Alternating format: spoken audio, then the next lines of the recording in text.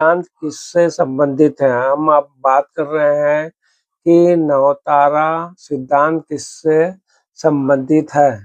नवतारा सिद्धांत का संबंध वैदिक ज्योतिष में नक्षत्रों की स्थिति और उनके प्रभावों के विश्लेषण से है। यह सिद्धांत व्यक्ति के जन्म जहाँ चंद्रमा का जन्म के समय का स्थान के आधार पर 27 नक्षत्रों को 9-9 के 3 समूहों में विभाजित किया जाता है, जिनका उपयोग ग्रहों की दशा, गोचर और अन्य घटनाओं के प्रभावों की भविष्यवाणी करने के लिए किया जाता है। नवतारा सिद्धांत के मुख्य पहलू: जन्म नक्षत्र पर आधारित यह सिद्धांत व्यक्ति के जन्म नक्षत्र से शुरू होता है और फिर अन्य नक्षत्रों के प्रभाव को मापता है। 9-9 के जो समूह हैं, 27 नक्षत्रों को 3-3 के 9 समूहों में बांटा जाता है, जिन्हें नवतारा कहते हैं। ज्योतिषीय भविष्यवाणी: इसका उपयोग वैदिक ज्योतिष में ग्रहों की दशा, अंतर्दशा और गोचर के प्रभावों की भविष्यवाणी करने के लिए किया जाता है। सकारात्मक और नकारात्मक प्रभाव: प्रत्येक समूह के नक्षत्रों के अलग-अलग प्रभाव होते हैं, जैसे धन, खतरा, कल्याण, बाधाएं, सिद्धि और मित्र। उदाहरण: यदि आप जन्म नक्षत्र 9वें, 18वें, 27वें नक्षत्र में गोचर करते हैं, तो एक समान परिणाम देगा।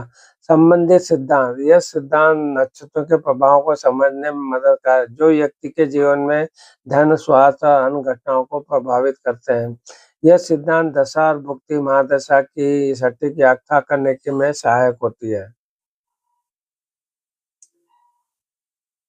अब हम जो चर्चा करने जा रहे हैं कि मूल शांति कितने दिन में करनी चाहिए। हम बात कर रहे हैं कि मूल शांति कितने दिन में करनी चाहिए। मूल शांति जन्म के 27वें दिन या 27 साल के भीतर की जाती है। हालांकि सबसे अधिक प्रचलित महत्वपूर्ण समय जन्म के 27वें दिन पर होना चाहिए, जब मूल नक्षत्र फिर से आता है। यदि 27 दिन के भीतर नहीं हो पाता, तो कुछ विद्वान इसे 8 साल बाद या 100वें दिन में भी करने की सलाह देती है, लेकिन मुख्य रूप से 27वें दिन की ही होती है।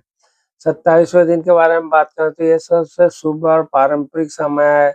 इस दिन शांति पूजा की जाती है और उसके बाद ही पिता बच्चे का मुख दे सकते हैं।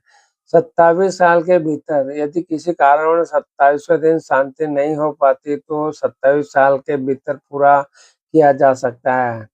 अन्य जो विकल्प हैं, उसमें कुछ विधान इसे 8वें दिन या 100वें दिन जैसे अन्य समय पर